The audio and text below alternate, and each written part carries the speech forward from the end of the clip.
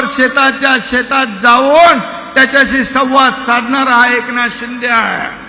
महापूर आला, पूर आला, इरशाळवाडीची दुर्घटना घडली, आपत्ती आली, संकट आलं महाराष्ट्रात, तर पोचणारा पहिला नंबर हा एकनाथ शिंदे आहे.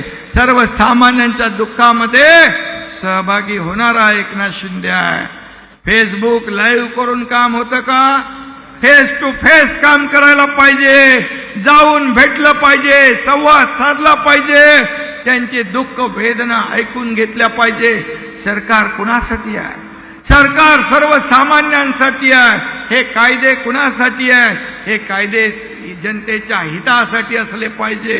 काम होणार नाही हे सांगायला अक्कल लागत नाही, पण न होणारं काम करायला पॉझिटिव्ह सकारात्मक आपल्या त्याला प्रयत्न करावे लागतात.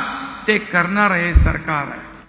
आणि म्हणून आज मी आपल्याला एवढं सांगतो की गेल्या 1.5-2 वर्षामध्ये आपण जे काम केलं, महिला सक्षमीकरण असेल, मुख्यमंत्री माझी शाळा सुंदर शाळा अभियान आपण सुरू केलं, त्याच्यामध्ये 2 कोटी विद्यार्थ्यांनी सहभाग घेतला. आणि त्याच्यामध्ये तुम्हाला मी आनंदाची बातमी सांगतो, त्या कामाचं कौतुक Guinness book of the world त्याने आपल्याला अवॉर्ड दिले. आपल्या सरकारला ही मोठी मोठी गोष्ट आहे.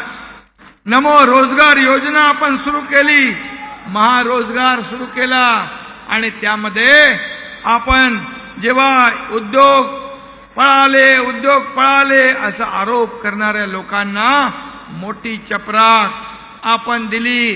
गेल्या वर्षी 1,37,000 कोटीचे उद्योग आपल्या राज्यात आले. या वर्षी 3,73,000 कोटीचे उद्योग आपल्या राज्यात आणले. आपण त्या उद्योगपतीच्या घराखाली बॉम्ब लावणारे लोक त्या काळात होते, म्हणून उद्योगपती पळत होते. आज उद्योगपत्यांना सुरक्षित वाटतंय, त्यांना आपण रेड कार्पेट देतोय, त्यांना आपण सवलती देतोय. म्हणून रोजगाराच्या संध्या या ठिकाणी आपल्या तरुणांना उपलब्ध होणार आहे आणि त्यांनाही रोजगार मिळणार आहे. आणि म्हणून मी आपल्याला एवढं सांगेन, एक एक पाऊल आपण पुढे जातोय, एक एक पाऊल आपण पुढे टाकतोय. अनेक योजना आहेत, त्या योजनांच्या बद्दल मी बोललो तर खूप याला वेळ लागेल. हिंगोलीचा विकास देखील आपण या ठिकाणी करतोय. अरे ते आपलं लिगो प्रकल्प जो आहे त्याला 2,600 कोटी रुपयाची तरतूद या ठिकाणी केली. हे जगभरामध्ये हिंगोलीचं नाव त्या प्रकल्पामुळे पोहोचणार आहे. आणि म्हणून हिंगोलीचा सिंचनाचा जो अनुशेष आहे तो भरून काढण्याचं काम देखील आपलं सरकार करेल.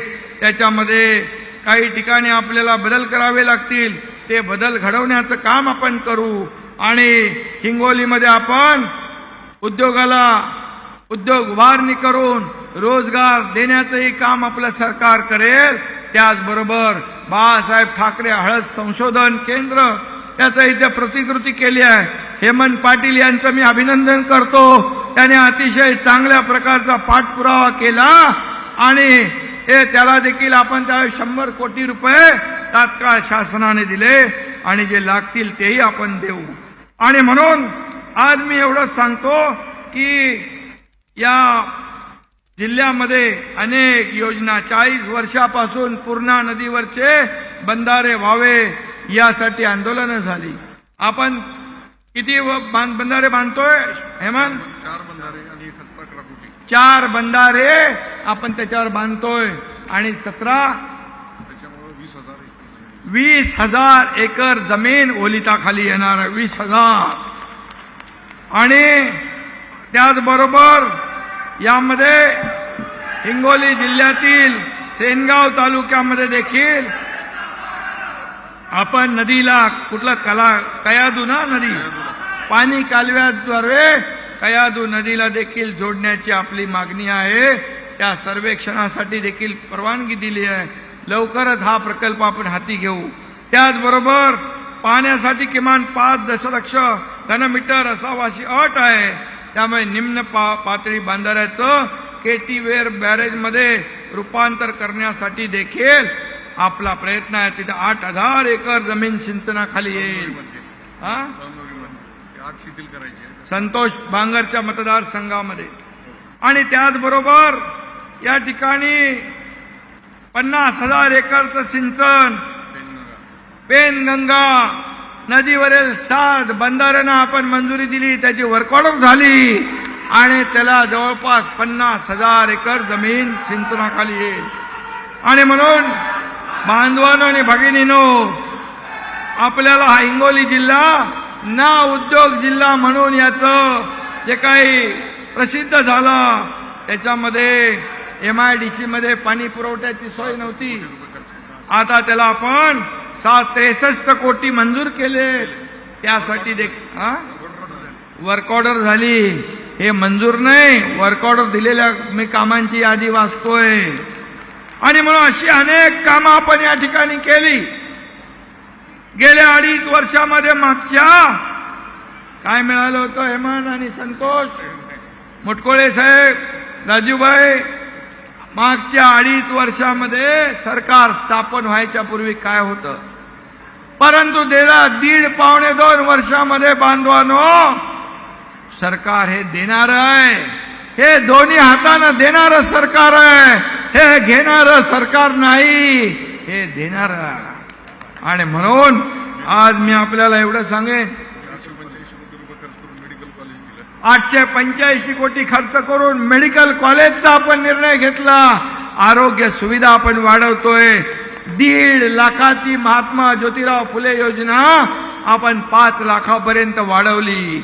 सगळ्या अटी शर्ती काढून टाकल्या. आता या राज्यातल्या प्रत्येक माणसाला 5 लाख रुपयापर्यंत मोफत उपचार मिळतील. सगळे पिवळं रेशन कार्ड, केसरी रेशन कार्ड, सगळ्या अटी काढून टाकल्या. आता पूर्ण सगळ्यांना, अगदी लखपती माणूस असला आणि आपला गरीब असला, या सगळ्यांना आपण मोकळं केलंय.